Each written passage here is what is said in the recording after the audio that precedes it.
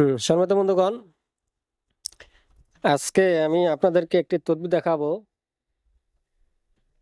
সেই তদবিরটি হচ্ছে মহাব্বত, অর্থাৎ যেটাকে আমাদের ভাষায় বলা হয় বশীকরণ। সে বিষয়ে একটি আপনাদের তদবির দেখাচ্ছি। সকলে আপনারা তদবিরটি চাচ্ছেন, আমি বাংলাতে লিখতেছি, দেখেন।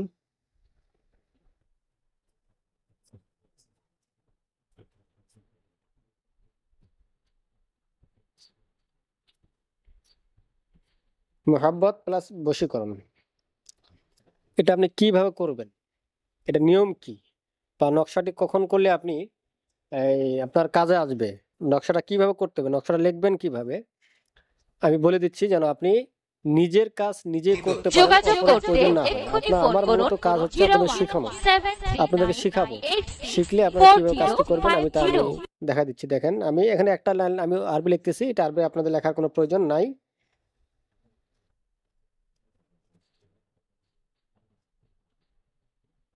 এই আরবিটি আমি যে লাইনটা লিখতেছি, এই লাইনটা আরবিটা আপনাদের লেখার কোনো প্রয়োজন নাই, আপনারা লিখবেন না। যেটা লিখতে হবে সেটা আমি আপনাদেরকে বলে দিচ্ছি। তারপর দেখেন আমি এটা লিখতেছি মানে আমার জন্য। এখন আপনাকে একটা ঘর তৈরি করতে হবে। ঠিক ঘর তৈরি করার পর সেই ঘরটি আপনাকে পূরণ করতে হবে। ঘরটি পূরণ করার পর এই তাবিজটি কখন করবেন, কিভাবে করবেন তা আমি আপনাদেরকে জানিয়ে দেব।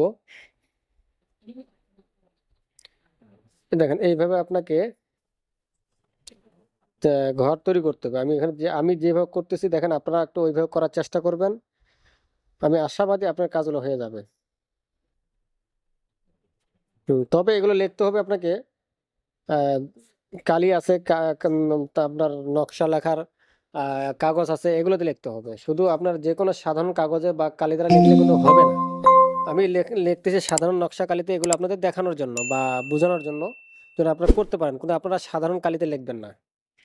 দেখেন, এই প্রথম এই যে আমি ঘর তৈরি করছি, দেখেন 1 2 3 4 5 6 7 8 9, এই 9টি ঘর তৈরি করছি আমি। এই 9টি ঘরের ভিতরে আমাকে 9টা সংখ্যা বসাইতে হবে। এই সংখ্যাগুলো কোথায় কোন ঘরে বসবে আপনি একটু মনোযোগ সহকারে দেখবেন। আমি চাই যেন আপনার কাজ আপনি নিজেই করুন। প্রথমে লিখবেন 1, তারপরে ঘরটাতে লিখবেন আপনি 7, তারপরে ঘরে লিখবেন আপনি 9, তারপরে ঘরে লিখবেন আপনি 6, তারপরে ঘরে লিখবেন 3, তারপরে ঘরটা লিখবেন 2, তারপরে ঘরে লিখবেন আপনি 10, তারপর লিখবেন 1, তারপর লিখবেন 8। এই নকশাটি আপনার হয়ে গেল, কমপ্লিট নকশাটি। এই নকশাটি কমপ্লিট হওয়ার পর আপনি এখন যাকে মহব্বত করতে চান, যাকে ভালোবাসতে চান, যার ভালোবাসা পেতে চান, যার সাথে আপনি সারাটি জীবন কাটাতে চান, যার সাথে আপনি সারাটি জীবন থাকতে চান, ওই কাঙ্ক্ষিত ব্যক্তির এখানে নাম লিখতে হবে এবং তার মাতার নাম লিখতে হবে। যদি মেয়ে হয় তা ফুলানে বিনতে ফুলান লিখতে হবে, অর্থাৎ মেয়ের নাম এবং মেয়ের নাম, মেয়ের মাতার নাম। আর যদি ছেলে হয় তার ছেলের নাম এবং ছেলের মায়ের নাম লিখতে হবে।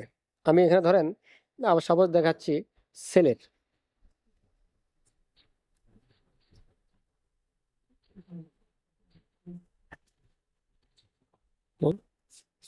হ্যাঁ, লিখবেন।